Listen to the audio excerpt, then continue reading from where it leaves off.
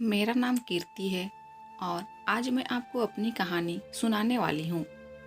मेरे पापा मुझसे बहुत प्यार करते थे, लेकिन जब मैं छोटी थी, 8 साल की, तभी वो एक एक्सीडेंट में चल बसे। मेरी माँ ने उसके बाद दूसरी शादी कर ली। सच बताऊँ तो मैं नहीं चाहती थी कि मेरी मम्मी ऐसा करे, लेकिन उस समय अकेली औरत, छोटी बच्ची, इसलिए मेरी माँ ने शादी की। मुझे मेरे सौतेले पिता बिल्कुल भी पसंद नहीं थे। मैं उन्हें पापा भी नहीं कहती थी। मम्मी ने कई बार कहा कि यह तुम्हारे पिता हैं, यही सच है, लेकिन मैंने नहीं माना। मेरे पिता तो इस दुनिया में नहीं है, यह तो सिर्फ मेरी माँ के पति थे, वो भी दूसरे। उनसे मेरा एक छोटा भाई भी है। वो एजेंसी का काम करते थे और अक्सर टूर भी किया करते थे। मेरे सौतेले पिता जब भी मुझसे बात करते या पास आते, मैं उनसे बात भी नहीं करती। आखिर ऐसा चलता रहा और मम्मी ने यह सब देखते हुए मुझे मौसी के यहाँ भेज दिया था। मेरा ज़्यादातर समय वही निकला करता था। पढ़ाई के बाद मुझे एक लड़के राहुल से प्यार हो गया था। राहुल नया नया ही हमारे शहर में आया था और मौसी के घर के पास ही रहने भी आया था। करीब 6 महीने में ही मैं राहुल को प्यार करने लगी थी। मैंने सोच लिया था कि शादी उसी से करूंगी। वो उम्र में करीब मुझसे 5 साल बड़ा था, लेकिन प्यार में यह सब कहाँ देखा जाता है। मैंने मेरी माँ को बता दिया कि मैं राहुल से शादी करना चाहती हूँ। मेरी माँ ने बोला ठीक है। राहुल को मिलने के लिए मेरे घर बुलाया। राहुल अनाथ था, उसके माता पिता और रिश्तेदार नहीं थे, इसलिए वो खुद मेरे घर हमारी शादी की बात करने गया। मुझे बस मेरी माँ की हाँ चाहिए थी। पिता से मुझे कोई मतलब नहीं था, लेकिन वो भी वहीं थे। जब राहुल आया था, माँ को लड़का पसंद आ गया। मैं खुश थी। राहुल चला गया और मम्मी भी कुछ काम से बाहर गई। जब मैं घर में अकेली थी, तब मेरे सौतेले पिता मेरे पास आए, बोले तुम उस लड़के से शादी नहीं करोगी। मैंने कहा आपसे किसने पूछा, चले जाइए यहाँ से। मैं वहाँ से जाने लगी, तब उन्होंने मेरा हाथ पकड़ा और फिर कहा तुम शादी नहीं कर सकती। इस बार उनकी आंखों में थोड़ा गुस्सा था।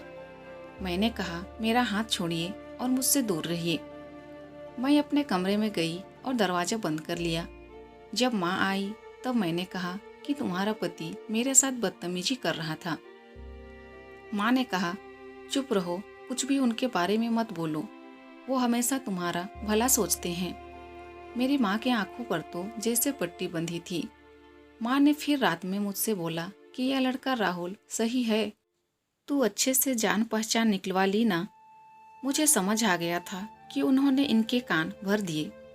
मैंने कहा कि खोट राहुल में नहीं है, तुम्हारे पति में। वो मेरी शादी नहीं होने देना चाहते। पता नहीं उनके दिल में क्या है, लेकिन मैं राहुल से ही शादी करूंगी।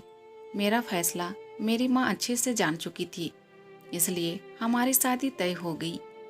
शादी की तैयारियां होने लगी। मैं खुश थी।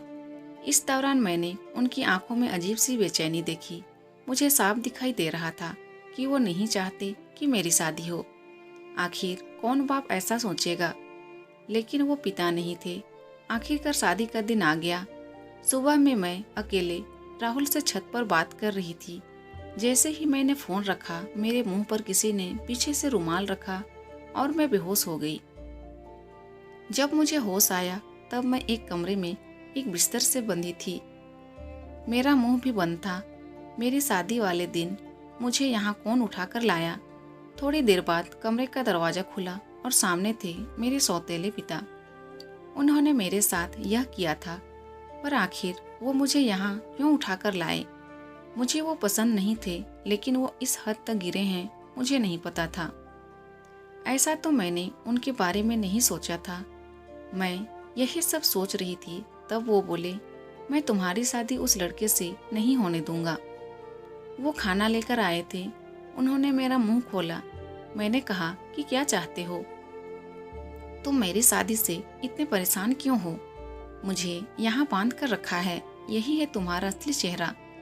मेरी आवाज़ तेज होती देख उन्होंने मेरा मुंह वापस बांध दिया। आज रात मेरी शादी थी और रात को मैं यहाँ इस कमरे में बंद हूँ।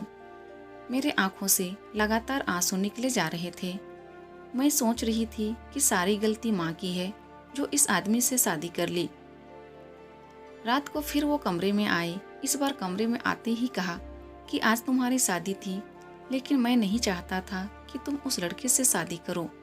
वो लड़का झूठा है, फ्रॉड है, तुम्हें धोखा दे रहा है। वो पहले से शादीशुदा है। तुम मेरी बात नहीं मान रही थी, इसलिए मैं तुम्हें यहाँ इस तरह लाना पड़ा, लेकिन तुम्हारे भले के लिए मैं कुछ भी करूँगा। मैं 3 साल पहले जब शहर के बाहर कुछ काम से गया था, तब मुझे यह लड़का होटल में एक लड़की के साथ दिखा था। मुझे इसलिए याद है क्योंकि वो लड़की मेरे जानने वाले दोस्त को जानती थी। उस समय उसने उससे बात की थी, तब भी वो चुप था और मुंह छिपा रहा था। जब तुम उसे घर लाई तब मुझे लगा यह वही है, इसलिए मैं तुम्हें मना कर रहा था। मैं जानता हूँ तुम मुझे अपना बाप नहीं मानती, लेकिन मैं तुम्हें हमेशा अपनी बेटी माना है और मैं वही करूँगा जिससे तुम्हारी भलाई हो। फिर चाहे तुम मुझे कुछ भी समझो, कुछ भी बोलो। उस लड़के की सच्चाई तुम्हें सुबह पता चल जाएगी और तब तक मैं तुम्हें यहीं रखूँगा। और वहाँ से दरवाज़ा बंद करके चले गए। सुबह वो वापस आए, साथ में माँ भी थी। माँ ने पहले आते ही मेरे हाथ और मुंह खोला। मैंने मम्मी से कहा कि देखो इस आदमी ने क्या किया। अभी तक मुझे उनकी बातों पर रत्ती भर भी विश्वास नहीं था, लेकिन फिर दरवाजे से एक और औरत आई। उसके हाथ में एक छोटा बच्चा भी था। वो औरत बोली कि यह सही बोल रहे हैं, वो आदमी धोखेबाज है, उसने मुझे भी धोखा दिया। वो अनाथ नहीं है, उसके घर वाले भी हैं। मेरे सामने वो खड़ी, वो औरत, उसका बच्चा। मेरी माँ इन सबको देखकर मुझे भी अब यकीन होने लगा था। मैंने उसी समय राहुल को फ़ोन लगाया, लेकिन उसका फ़ोन ऑफ था। शायद उसे भी पता चल गया था कि उसकी सच्चाई सामने आ गई। उसके खिलाफ अब जो भी कार्यवाही होगी वो पुलिस करेगी। मेरे पिता उसके बाद भी मुझसे बात नहीं कर रहे थे। वो ऐसे ही रह रहे थे जैसे पहले जैसे कुछ हुआ ही ना हो। 5 दिन बाद ही उनका बर्थडे था। मैंने पहली बार केक बनाया और उन्हें सरप्राइज दिया। उन्हें बोला हैप्पी बर्थडे पापा। मेरे ऐसा बोलते ही उनकी आंखों में आंसू आ गए। इतने सालों से दबा रखे थे शायद। बोले बेटा बस अब मुझे ज़िंदगी से कोई शिकायत नहीं, अब मुझे कुछ नहीं चाहिए। तुमने मुझे पापा कहा, बस इतना ही मैं सुनना चाहता था। तब मुझे समझ आया कि मैं कितनी कच्ची हूँ इंसान पहचानने में। घर में मेरे सामने मुझे इतना प्यार करने वाले पिता थे, उनका मैंने कभी सम्मान नहीं किया और बाहर उस राहुल की झूठी बातों में आ गई। मेरे पिता ने ना सिर्फ मेरी लाइफ बचाई, बल्कि मुझे यह भी बताया कि मैं कितनी गलत थी। दोस्तों, अगर वीडियो पसंद आए तो प्लीज़ वीडियो को लाइक कीजिए और अगर चैनल में नए हैं तो प्लीज़ मेरे चैनल को सब्सक्राइब कर दीजिए। Thank you.